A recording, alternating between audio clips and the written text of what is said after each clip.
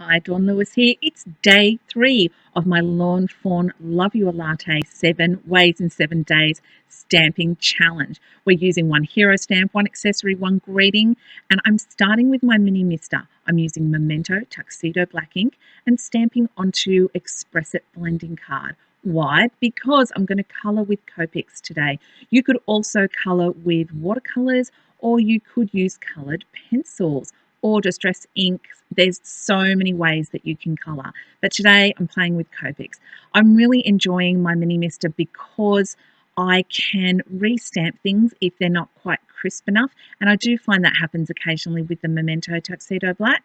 So sometimes I just give it a double stamping so that it's super crisp and that little bit darker. So it's a great little tool. It doesn't take up too much room on my desk, and I'm actually really glad I got it.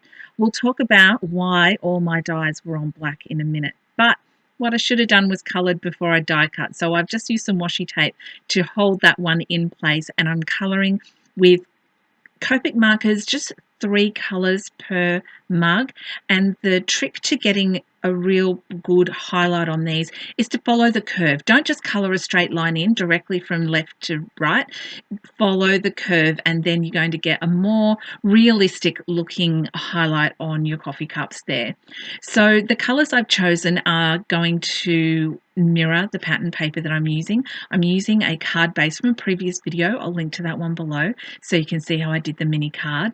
These mini cards are great for just adding to a quick birthday present, or sending a quick note to someone in the post, or a thank you to a teacher at school, or whoever it may be. I wanted to give a uniform look to the cup, so even though every cup is a different colour, the lid and the wrap is going to be the same for all. I'm just using a little W0 and W1 to add some shadow to it so that it doesn't just look like a flat white. It's actually got some shadow in it, which shows off the curve around the middle of the cup.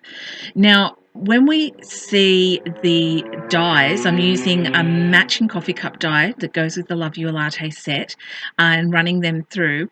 What I've done is I grabbed an old magnet off my fridge and I've added it to the card I got my dies on, and that way it's keeping them all in one place instead of rattling around in the bottom of my storage envelope. I left the little accessory stamp until after I coloured because I wanted to use the archival jet black ink. I like how dark and crisp it is. It's come out really, really well. And I am just adding the greeting to pattern paper. I don't often do that, but I've already done it twice in this series. I had aimed to add the coffee cups at kind of a leaning, higgledy-piggledy angle, but I'm just not very good at that. So I will go back and actually straighten them all up. I just can't help myself. I like things straight. They've either got to be really higgledy-piggledy or really straight. There's no in between. This just looked messy when I was done with it.